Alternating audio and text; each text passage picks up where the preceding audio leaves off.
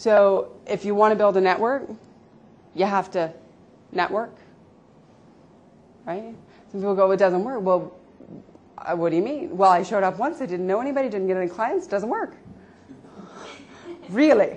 Well, when you first walk into a room, you're not going to know anybody. You have to accept that. So it's your responsibility as a business owner, as someone who needs to go out and build their network and generate revenue, to make it easy for people to know who you are, what you do, and what you have to offer. But sales training inevitably, in the middle of it somewhere, will say, build your network. But nobody's ever teaching you how to actually do that. What are the step-by-step processes that can actually help you build your network? But at the same time, you don't like sales, but you still have to bring in new clients and new revenue.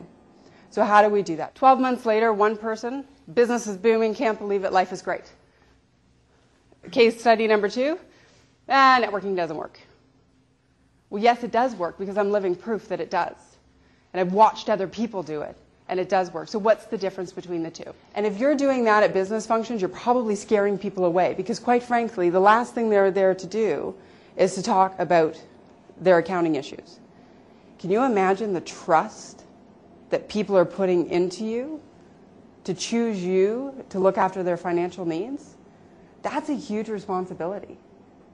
The second objective is that all of the contacts that you have, you want to be sure that when they have a need that you could fill, so when they're looking for an accountant, they are going to think to call or recommend you first. Is because you guys are the guys that are out there, and your bread and butter is based on whether or not you can connect with people. Right? That's what it all boils down to. So I've come up with the classic mistakes people make and the top tips. And everybody will go right to the table, sit and talk with each other for 4 hours, right?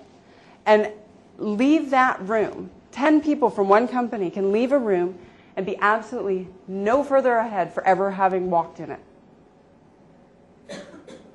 Have you ever figured out what it costs you to be in a room? When you have the fundamentals down pat, you don't have to second guess anything. You take care of it. The confidence is there.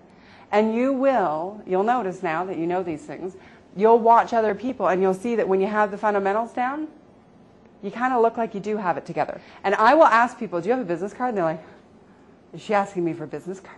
Do I have a business card? Let me think. I don't know. Let me look inside my purse. I have seen the insides of purses. I have seen the insides of wallets. Have you ever had anybody? I've been given other people's cards. That's effective.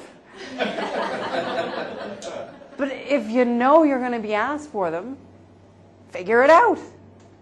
Have your business cards accessible. I believe in the inbox and the outbox. Business of you. We talk about the personal brand, people's gut reaction to you. What is it like to meet you? The ultimate in the self-awareness question. Ask yourself, what would it be like to meet me? Would I want to meet me? Would I want to do business with me? Would I like me? Would I trust me? Would I think I'm competent? Was I the drunk guy who flipped the golf cart out of the Sunningdale last week? But people think, okay, well, how do you get around a room? And so I'm like, okay, well, let's break it down. How do you get around the room? You initiate dialogue. You establish rapport. Get their contact information, or at least know how to get it. And then you move on. Repeat often. One doesn't happen without the other. If you don't initiate dialogue, you can't establish rapport. And if you don't establish rapport, there's no reason to get their business card or to get their contact information or to follow up with them again when they're outside of that function. And then you need to move on. And all of a sudden, this guy comes in out of nowhere and nearly rips me right out, right? Like, so we're, and I'm like, no problem. Listen to my favorite song and everything's great.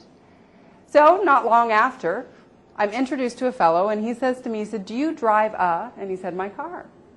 And I went, yeah, I do. Why? He said, I'm the idiot who almost hit you.